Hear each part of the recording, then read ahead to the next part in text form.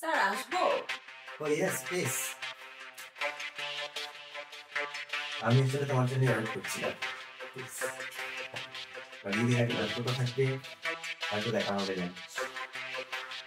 Sir শুনতে পাচ্ছি এবার নাকি বোনাস সহ 3 মাসের বেতন যে বাকি সেইটাও নাকি আমরা পাবো না। হ্যাঁ, একটু কোম্পানি নিয়ে টেনশনে আছি, বাট তোমার তো কোনো টেনশন নেই, আমি তো আছি নাকি? আপনার শুধু থাকলেই হবে না, ঈদের আগে আমাকে বোনাস সহ 3 মাসের বেতন সবকিছু ক্লিয়ার করে দিতে হবে। সামনে তো ঈদ স্যার, বুঝতেই তো পারছেন, আমার তো আবার মার্কেট শপিং সবকিছু করতে হবে। ওকে ডিয়ার, যদি বিল বোনাস কোনো কিছুই না হয় তারপরেও তো বিল বোনাসের ব্যবস্থা করব, আর আমি থাকতে তো তোমার কোনো টেনশন নেই। ও আচ্ছা স্যার, আপনি কিন্তু ভুলে গেলে হবে না, আপনি কিন্তু বলেছিলেন ঈদের ছুটিতে আমরা ট্যুর দিব। আর ট্যুর স্যার এবার বাংলাদেশে না, বাংলাদেশের বাইরে যাব, মালদ্বীপে। মালদ্বীপ ওয়ান্ডারফুল জায়গা, অবশ্যই যাবো। ও আচ্ছা স্যার, এবার কিন্তু আপনার ফ্যামিলি নিলে চলবে না, শুধু আমি আর আপনি। ওকে ডিয়ার, শুধু আমি আর তুমি।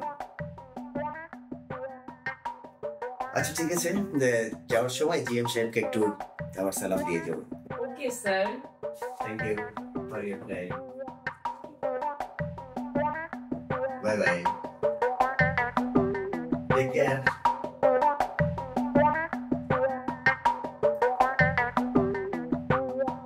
মালদ্বীপ, ওয়াও।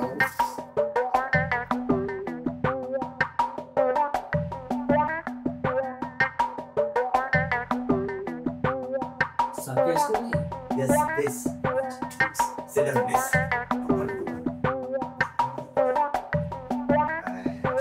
আপনাকে যে উদ্দেশ্যে ডেকেছি, আমাদের ঈদের বিল, বেতন, বোনাস সবকিছু ক্লোজিং হয়ে গেছে হিসাব? না স্যার, এখনো হয়নি, তবে হবে স্যার, আজকে দিনের মধ্যে হবে, আমি অ্যাকাউন্টসকে বলে দিচ্ছি। আচ্ছা, আমি অলরেডি ইনফরমেশন পেয়েছি অ্যাকাউন্টস থেকে যে হয়তো বা আমরা এবার বিল বেতন দিতে পারছি না, তো এটা আপনাকে এনিহাও সামলাতে হবে। হ্যাঁ, আপনি কিভাবে সামলাবেন আই ডোন্ট নো, বাট আমাদের কোম্পানির সাথে এটা আপনার দায়িত্ব, এটা আপনার মেনটেন করুন। কি বলেন স্যার, বিল বোনাস যদি না হয় স্যার, এদিকে আমরা 3 মাসের বেতন বাকি, তাহলে ওরা ঈদ করবে কিভাবে স্যার? আর সাধারণ শ্রমিক এরা তো গরিব মানুষ স্যার, এদের তো ঈদ করার মতো তো কোনো সামর্থ্য নেই স্যার। আর আমরাই যদি হিমশিম খেয়ে যাই, তাহলে সাধারণ ওরা শ্রমিক তারা কিভাবে এই উৎসব পাড়ি দিবে স্যার? অতএব স্যার এটা সম্ভব নয় স্যার, আমার যেভাবে হোক বিল বা বেতন এবং বোনাসের ব্যবস্থা করতে হবে স্যার। শুনুন জিএম সাহেব, একটি প্রতিষ্ঠান চালাতে গেলে অনেক কৌশল অবলম্বন করতে হয়। আচ্ছা স্যার, সেটা আপনি বলছেন, কিন্তু আমি তো কিছু বুঝতে পারছি না স্যার, কি কৌশল স্যার, আমি কি কৌশল অবলম্বন করবো স্যার? প্লিজ একটু যদি আমাকে একটু ইঙ্গিত দিতেন তাহলে আমি একটু। আমাদের এই প্রতিষ্ঠানটিকে রাখতে গেলেও শ্রমিকের প্রয়োজন, হ্যাঁ শ্রমিকদের আপনার হাতে রাখতে গেলে কৌশলের প্রয়োজন। জি স্যার। আমাদের 7 নম্বর গুদামের কি অবস্থা, কত লাখ টাকার মাল আছে? স্যার 7 নম্বর গোডাউনে প্রায় 1.5 কোটি টাকার মতো মাল আছে স্যার। আর 4 নম্বর গুদামে?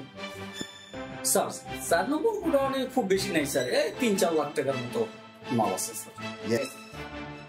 তাহলে আপনি সেই গুদামটা জ্বালিয়ে দেওয়ার ব্যবস্থা করেন, কাউকে দিয়ে আজকে রাতে আগুন জ্বালিয়ে দেন। স্যার এটা আপনি কি বলছেন স্যার? ইয়েস, এভাবেই তো সম্ভব।